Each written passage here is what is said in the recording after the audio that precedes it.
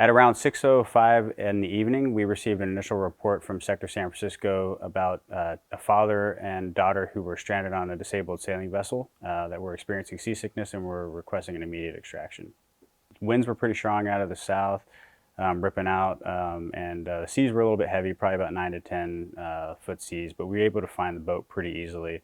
So as soon as we located the vessel and confirmed that it was in fact the vessel that we were supposed to be searching for, we immediately set them up by telling them exactly what we planned on doing. We told them that we were going to plan on taking them both directly from the water, since their sailing vessel was an unstable hoist platform.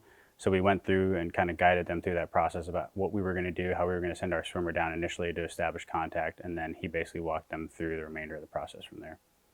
We put him in the water. He got to the water safely. He swam a very short distance, maybe only like 30 yards, was able to successfully get on top of the boat.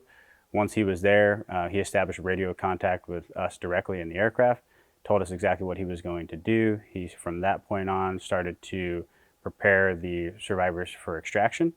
And the male was the first person to go overboard with the rescue swimmer.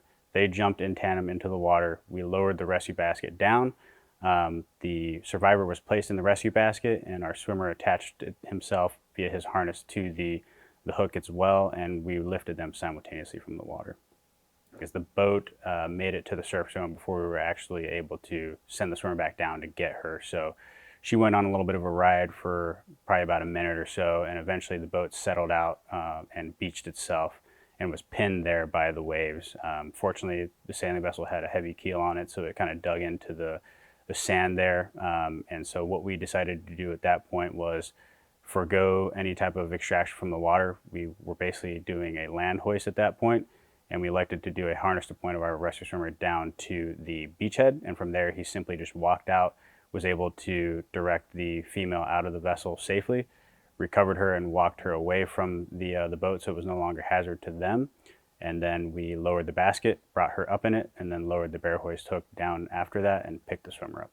Based off of visible symptoms that we could see from ourselves, and after discussing with our rescue swimmer, we elected to take the father and the daughter back to Air Station San Francisco directly, where we had pre-coordinated the emergency medical services to await our return.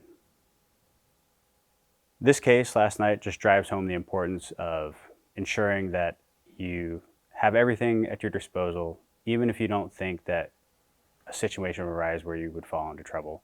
So I would just highly recommend to the public and the general community that you just take the appropriate action to ensure that you're prepared for anything that might come up. Given the fact that we are currently in the Christmas season, this safe and successful extraction we did last night is much more meaningful to us, knowing that we were able to safely return these two members to their family. And we hope that they all have a happy and Merry Christmas together.